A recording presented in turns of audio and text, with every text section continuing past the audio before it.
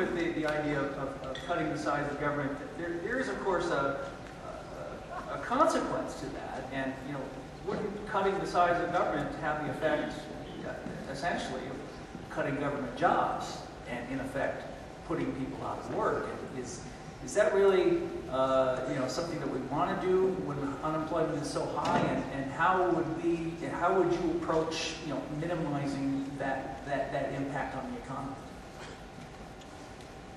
It is something that we would want to do, not in spite of the fact that the economy is bad, but because the economy is bad. We really have no other choice. Now, that doesn't mean that we pull the plug on it immediately and we systematically fire hundreds of thousands of people in one fell swoop. But there is a lot of attrition in most jobs, including most government jobs. You could institute a hiring freeze immediately to deal with a lot of it. These could be phased out. Now, some of the programs that we're talking about eliminating from the federal government's budget could be transitioned over to the states, and some states might end up with bigger programs or more expensive programs than the federal government already has. That's up to the states. But the federal government has to stay out of that business.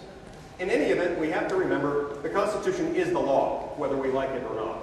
And the Constitution doesn't contemplate that we have this sprawling administrative welfare state to which we've become beholden over the last 70 years.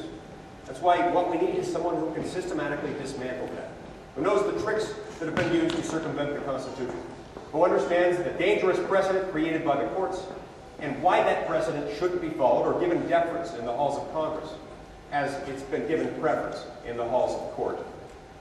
I'm that man, and if you'll elect me as your U.S. Senator, I will do that.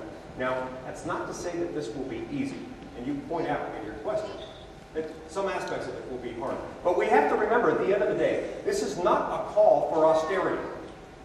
Ultimately, this is a call for prosperity.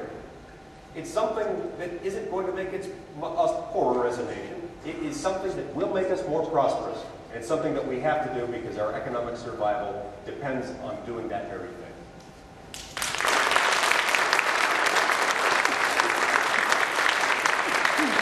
If you look at the history of other nations who have imploded, there is a frightening consequence of growing the government sector.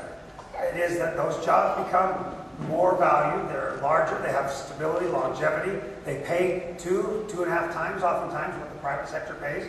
Argentina, Weimar Republic, other nations, we've seen a problem in Greece where not only government sector and jobs get so big that the economy implodes, but the unions get powerful and strong. And those are all the jobs, and they're inefficient. That's where people go, and so the economy gets weaker and weaker and weaker. Argentina is a great example of an absolute disaster when the government sector became bloated, big, and overstuffed. And what we have in America today is that creeping socialism. When I worked in the Reagan administration, the pay scales in 1988, 7, and 88 were below the private sector. So you had the private sector for the same job here, and you took a government job because it was more stable, it had longer term benefits, but overall compensation was much less. Well, over 22 years of time, the government unions have crept up so that now, today, where there's been wage pressure and competition over here, the private sector is paying less, as much as 45% less than the federal government jobs. So we've done two things. We've expanded the federal government sector, and we've raised their compensation. Well, government doesn't create jobs. They create deficits. All of that money is plowed into that $13 trillion debt, that $1.4 trillion of deficit that I talked about, and that has got to be changed. So we have to freeze the government sector. We have to stop giving them automatic increases. We have to wait and allow the private sector to surpass them again so that the federal government jobs aren't paying disproportionate to our economy. That means there are two theories in economic philosophy. Keynesianism that the Democrats like, so government can spend money and generate economic activity, which I disagree with, and classical economics, which says you have to get the government out of the way, stop government spending, so the economy can be efficient. If you downsize government, you have a more efficient economy and you free up the private sector.